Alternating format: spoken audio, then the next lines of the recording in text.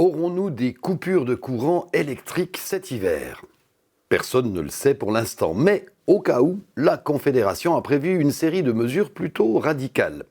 En cas de situation critique, il serait par exemple interdit de jouer aux jeux vidéo ou de visionner des films en streaming.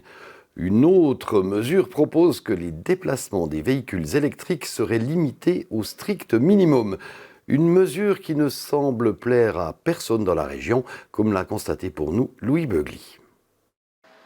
Denis Juillard possède une voiture électrique depuis 4 ans. Si la mesure de la Confédération entrait en vigueur, l'habitant de Renan pourrait se rendre normalement avec son véhicule sur son lieu de travail. Il devrait en revanche se passer des trajets liés au loisir. Je suis propriétaire d'un appartement au Valais et c'est des plus gros trajets qui seraient en principe interdits par cette ordonnance durant les périodes janvier, février, mars, c'est-à-dire la belle saison pour le ski. Même si Denis Juillard dit pouvoir se passer d'un séjour en montagne, c'est pour une autre raison qu'il n'apprécie pas cette mesure restrictive. L'énergie qu'il utilise pour alimenter sa voiture, il la produit lui-même avec les tuiles solaires de son toit. Malgré ça, et malgré le fait que je mets à disposition 13 000 kWh d'électricité à disposition des ménages ici aux alentours, malgré cela, j'ai l'impression d'être puni par la décision qui serait prise.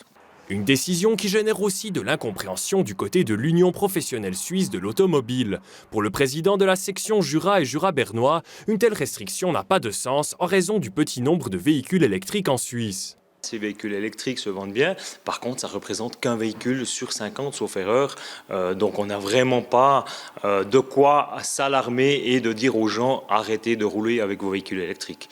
C'est une petite minorité par rapport aux véhicules qui sont sur la route.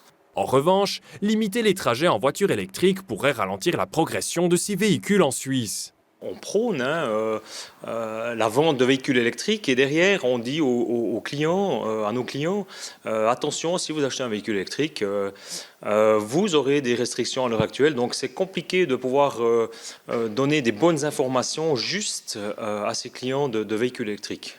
Contactés par téléphone, plusieurs garages de la région critiquent cette mesure, mais ne semblent pas trop s'inquiéter d'une baisse de vente si ces restrictions étaient appliquées.